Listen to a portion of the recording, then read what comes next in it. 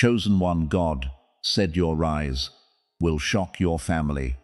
What if the family member who's always doubted your potential, who's watched your struggles with a mix of pity and quiet expectation of continued disappointment, is about to witness something that completely rewrites how they see you forever?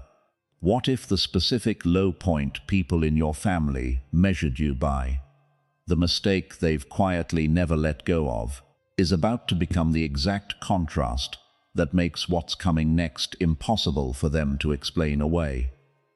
I want you to sit with this seriously tonight, because your family's shock isn't the point of this message. It's simply the visible evidence of something much deeper that's actually about to unfold in your life. You've probably felt it before. That specific ache of being underestimated by the exact people whose belief should have mattered most. Family members who watched your worst seasons and quietly filed you away as someone who'd probably always struggle, always fall short, always be the family member others felt a little sorry for at gatherings. That ache is different from ordinary disappointment. It's the specific pain of being defined by people who were supposed to know you best. Have you felt specifically underestimated by family members, defined by your worst seasons rather than your actual full potential? Why family often sees you as frozen in your hardest moment. Here's something worth understanding clearly about a common, painful pattern. Family members frequently freeze their perception of you at whatever point they witnessed you struggling most intensely, unconsciously continuing to relate to that frozen image, long after you've actually grown far beyond it. They're not necessarily being cruel. They're simply working from outdated information, unaware that the person standing in front of them now has changed significantly since the version they mentally filed away years ago. Have you noticed your family relating to a version of you that's actually years out of date, frozen at your hardest moment rather than reflecting who you've genuinely become? Why their low expectations were never actually about your real capacities. Here's something worth understanding with real compassion, both for yourself and for them. Their low expectations of you were never actually an accurate measurement of your genuine capacity. They were a reflection of limited information, sometimes their own unresolved fears projected onto you, sometimes simply the natural human tendency to expect tomorrow to look exactly like yesterday. Their doubt was never prophecy. It was simply their own limited vantage point. Can you separate their doubt about your future from any accurate reflection of what you're actually capable of achieving? Why this rise was built during the exact seasons they wrote you off. Here's something worth recognizing with genuine significance. The exact seasons your family watched you struggle, the ones that convinced them you'd probably always fall short, were actually the seasons quietly building the character, resilience, and capability that's about to produce this shocking rise. What looked like failure from the outside was actually construction happening in private, invisible to anyone only watching the surface. Can you see now how the exact struggles your family judged you for might have actually been building exactly what's about to shock them? If this is landing somewhere real in you, that's exactly why this series exists. Subscribe now, because part 2 goes even deeper into exactly what this rise actually looks like as it unfolds. Why this rise will force your family to reconsider more than just you. Here's something worth understanding about the deeper impact this shift will actually have. Your family's shock won't simply be about updating their opinion of you specifically. It will likely force some of them to reconsider their entire framework for how they judge people's potential, how quickly they write someone off, how much weight they place on someone's hardest moment, rather than their full ongoing story. Your rise becomes, indirectly, an uncomfortable mirror for patterns they've probably applied to other people too. How might your family's shock at your rise force them to reconsider broader patterns in how they judge other people's potential too? Why some family members will struggle to genuinely celebrate this with you? Here's something worth preparing for honestly. Not every family member is going to respond to your rise with pure, uncomplicated joy. Some will feel genuinely happy for you, but others might struggle with a complicated mixture of pride and discomfort, especially if your success highlights choices they made differently, or challenges a family dynamic where your struggle previously served some specific unspoken function. Are you prepared for some family members to respond to your rise with complicated feelings rather than uncomplicated celebration? Why you don't need their shock to impact what's already genuinely true. Here's something important worth releasing tonight. While your family's shock might feel satisfying, even vindicating, you don't actually need their surprised reaction in order for your rise to be genuinely real or meaningful. Your growth doesn't require their witness to validate it. It was already true, already happening, already significant, regardless of whether they ever fully register how much you've actually changed. Can you hold your own genuine growth as valid and real, independent of whether your family ever fully registers or validates it? If this is landing somewhere real, that's exactly why this series exists. Subscribe now, because Part 2 continues exploring exactly how to navigate these complicated family dynamics as your rise unfolds. Why?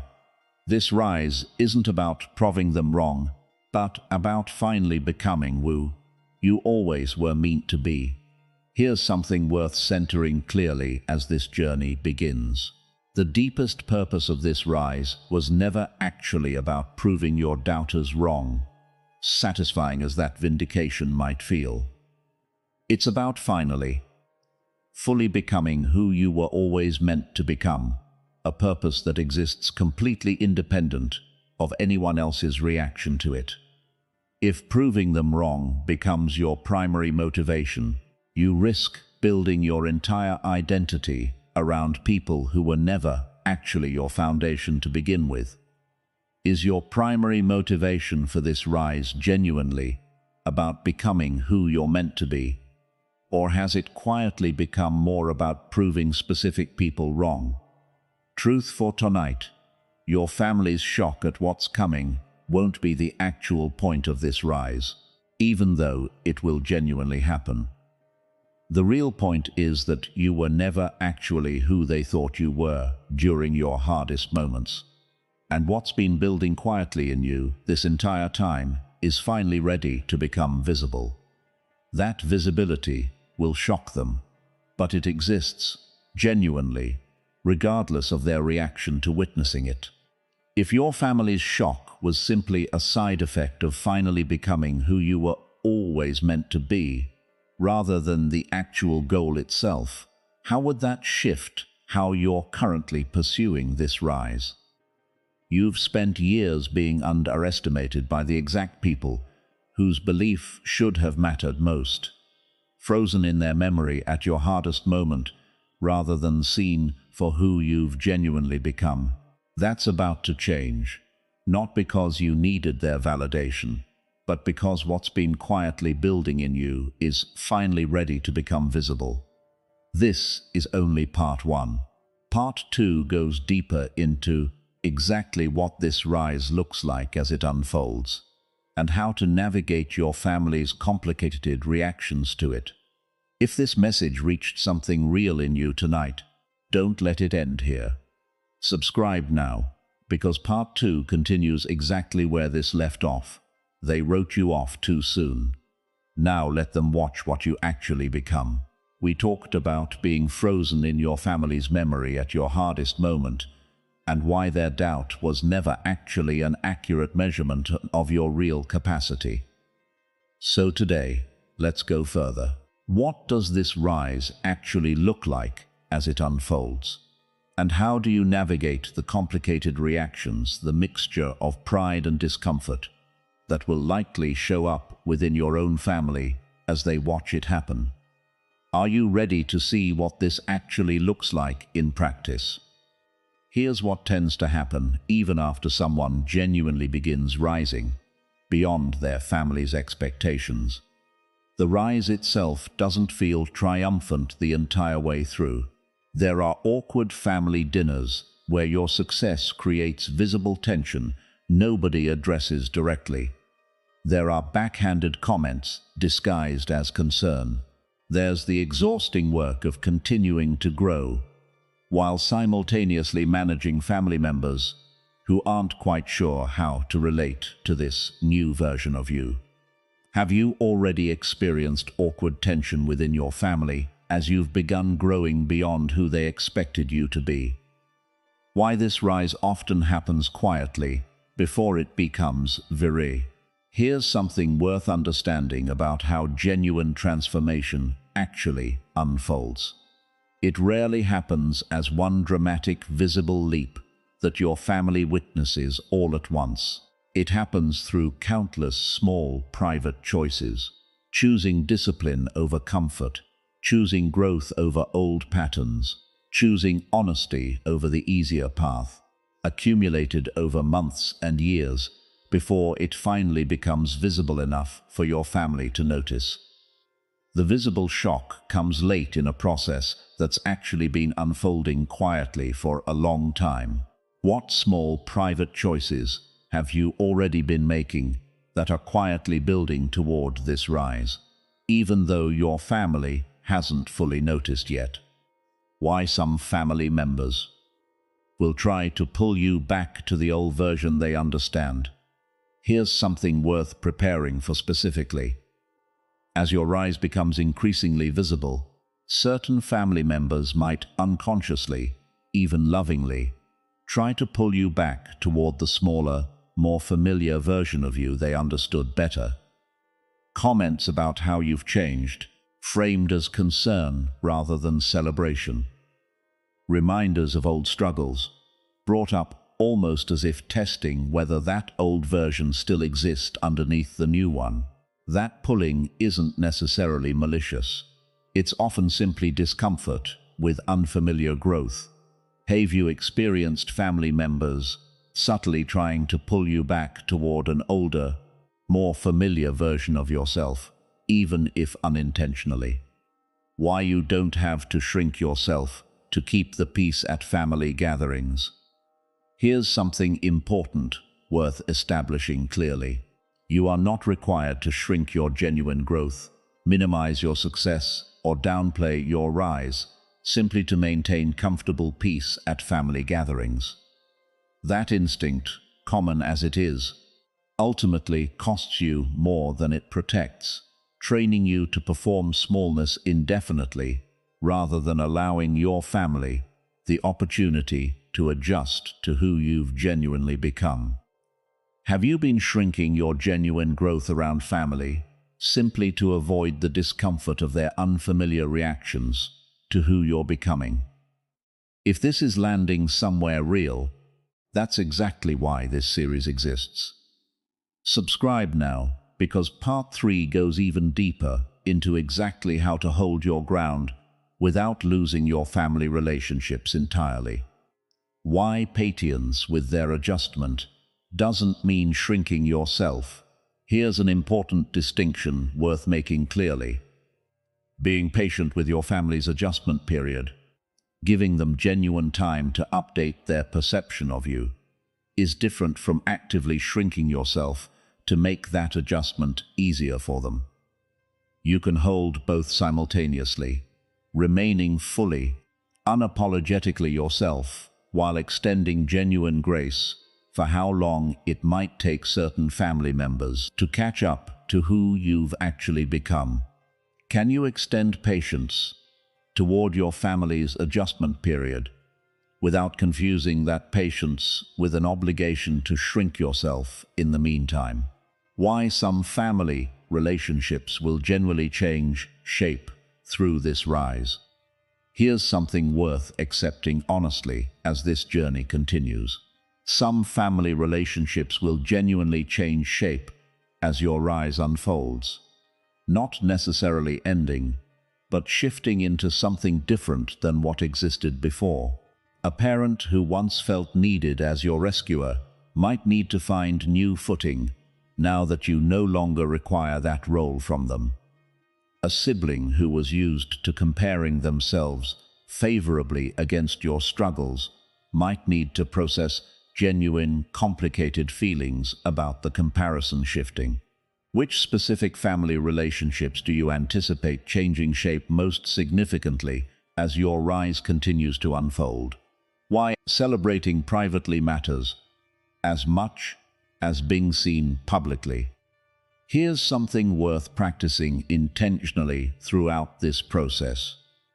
Don't wait for your family's full recognition or celebration before allowing yourself to genuinely celebrate your own progress.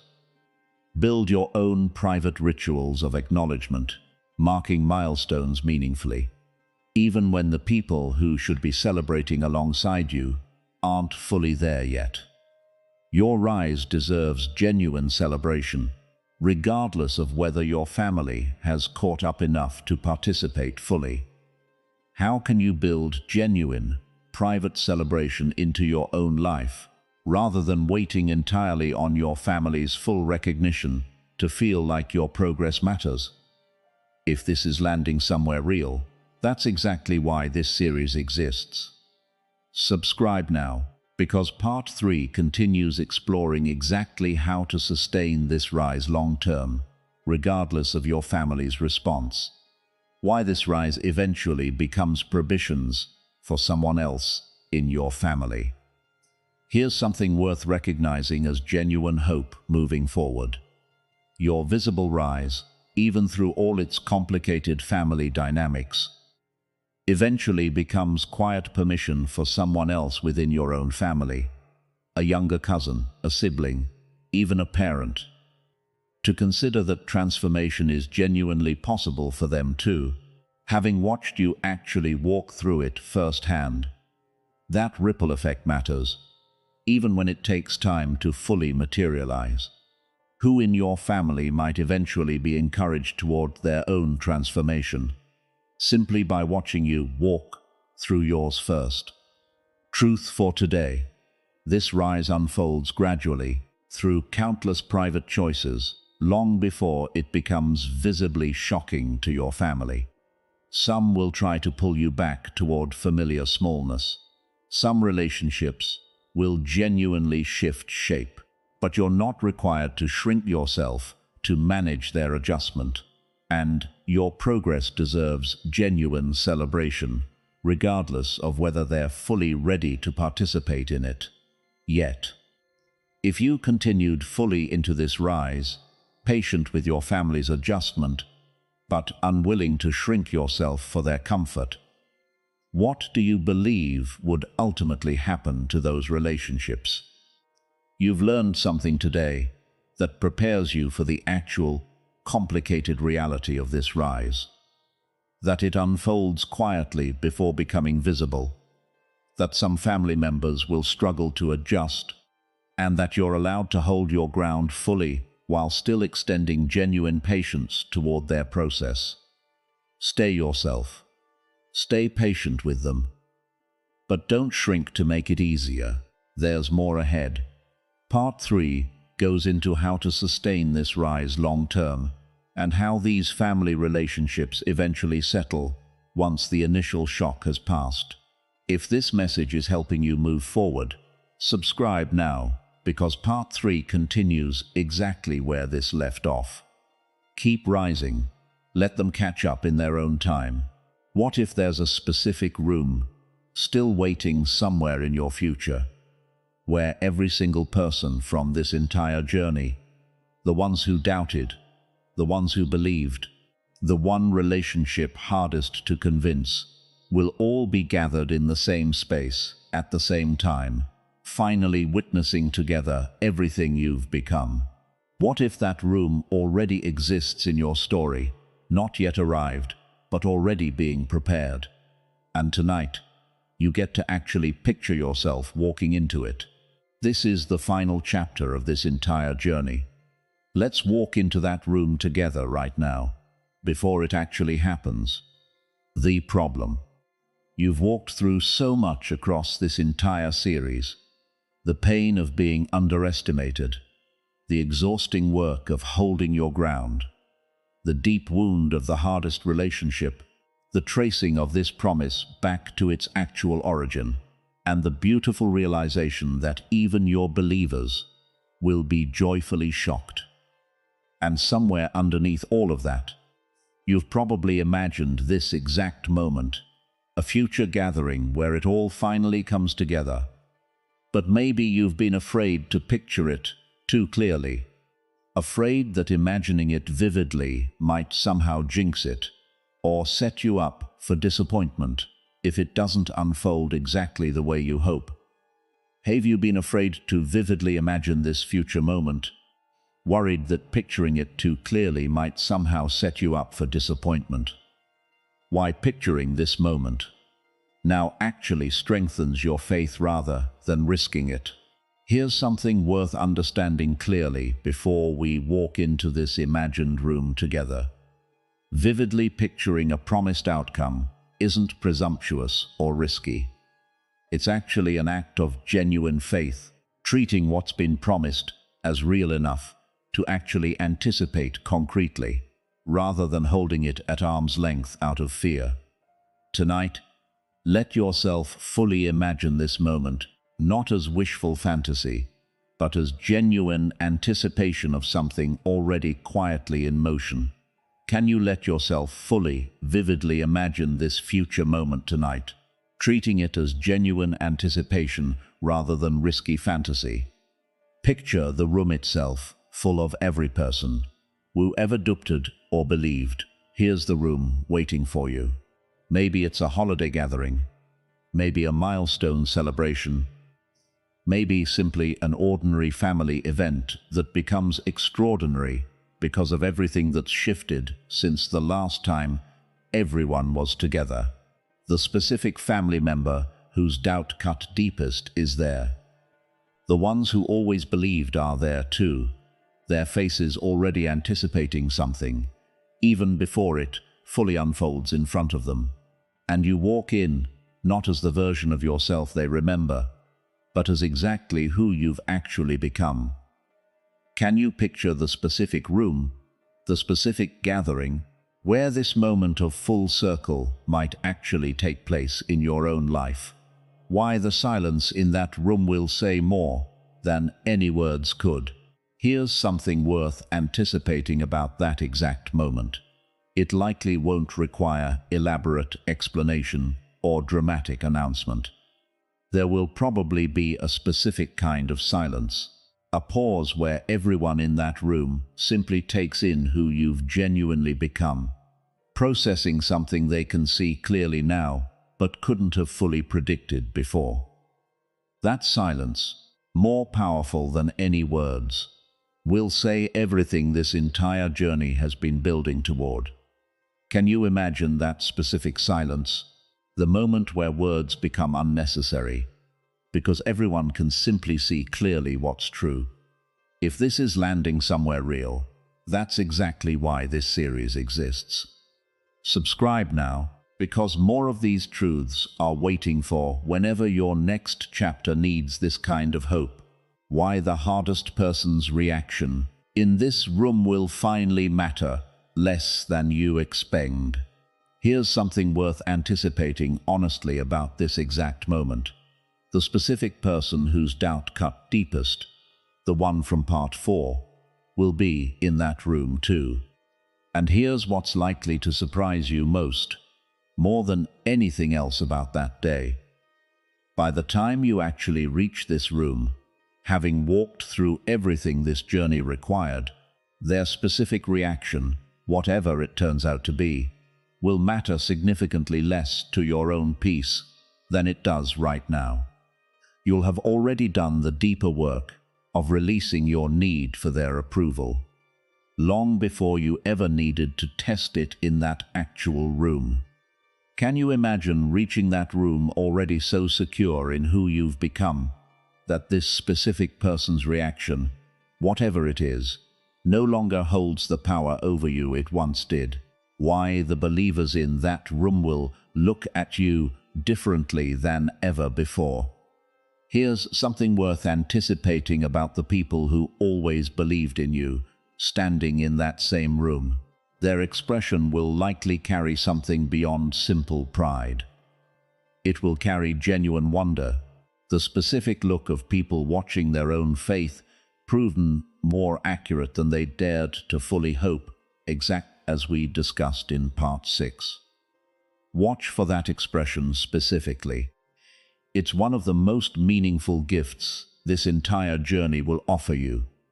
Can you picture the specific expression on the faces of your believers, watching their own faith proven true beyond even their generous hopes? Why, you'll feel something unexpected in that moment. Genuine compassion rather than vindication. Here's something worth preparing for, honestly, because it might surprise you. When you finally reach this room, having walked through everything this entire journey required of you, you likely won't feel the triumphant vindication you might currently be imagining. You'll likely feel something quieter, more mature, genuine compassion toward the people who doubted you, understanding fully now why their doubt existed, holding no resentment toward it, simply grateful that it's finally gently being resolved. Can you imagine feeling genuine compassion rather than triumphant vindication once you actually reach that moment of full circle? If this reflection is meaningful to you, that's exactly why this series was written. Subscribe now, because there's more waiting for whenever your next chapter needs this kind of grace. Why this room isn't actually the ending, just another beginning. Here's something worth understanding as this entire journey reaches its true conclusion. As significant as this imagined room is, it's not actually the final destination of your rise. It's simply one meaningful moment within a much longer story that continues unfolding for the rest of your life. Family relationships will keep evolving. Your own growth will continue extending beyond what even this specific reunion could fully capture. This room is a milestone, genuinely worth anticipating, but never the actual finish line. How does understanding this room as one meaningful milestone, rather than a final ending, change how you'll actually experience it when it arrives? The final truth. Somewhere ahead in your story, this room is waiting, already being prepared, gathering together everyone from this entire journey, the doubters, the believers, the one relationship hardest to convince. When you finally walk into it, you'll likely feel less vindication than compassion, less need for approval than genuine security in who you've already become. And that room, meaningful as it will be, is simply one milestone within a story that continues extending far beyond it for the rest of your life. If you carried this vision forward, vividly anticipated, rather than fearfully avoided, how would that change the confidence with which you walk through every day, between now and when this room actually arrives? Series finale.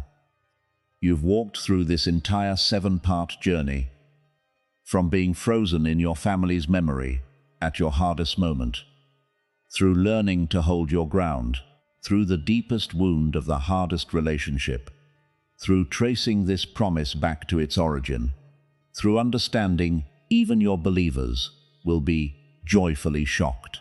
And now, finally, imagining the room where everything comes full circle. That room is coming. And when you finally walk into it, you'll be exactly who you were always meant to become. If this series meant something real to you, don't let it end here. Subscribe now, because there's always another message waiting for exactly the moment you need it most.